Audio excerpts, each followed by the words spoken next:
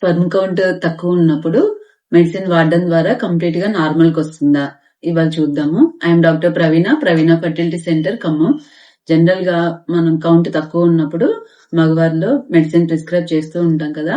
అంటే only medicine ద్వారానే complete గా నార్మల్ కి వస్తుందని కాదు, మెడిసిన్ తో పాటు మన డైలీ రొటీన్ కూడా కొంచెం చేంజ్ చేసుకోవడం అవసరము.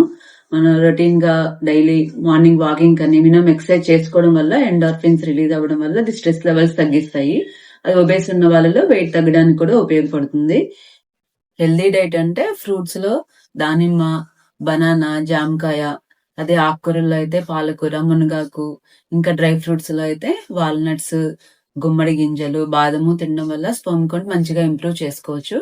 ఇంకా లాస్ట్ ఇంపార్టెంట్ థింగ్ ఏంటంటే, ఈ రోజుల్లో ఫోన్స్ చూడడం ఎక్కువగా అయింది కదా. ఫోన్ చూడడం వల్ల స్ట్రెస్ లెవెల్స్ పెరుగుతాయి, నిద్ర కూడా క్వాలిటీ స్లీప్ ఉండదు.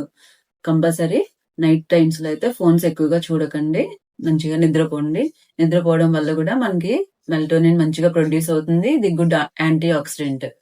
ఇంకా జనరల్ మనం డాక్టర్ ఇచ్చిన మెడిసిన్ తో కూడా కంపల్సరీ మన కౌంట్ ఇంప్రూవ్మెంట్ ఉంటుంది కాబట్టి నెగ్లెక్ట్ చేయకుండా కంపల్సరీ డ్రగ్స్ కూడా వాడాలి. అలా మనం డ్రగ్స్ వాడడంతో పాటు ఇప్పుడు నేను చెప్పినట్లు డైలీ రొటీన్ చేంజ్ చేసుకోవడం వల్ల స్పెర్మ్ కౌంట్ ని డెఫినెట్ గా ఇంప్రూవ్ చేసుకోవచ్చు. Thank you.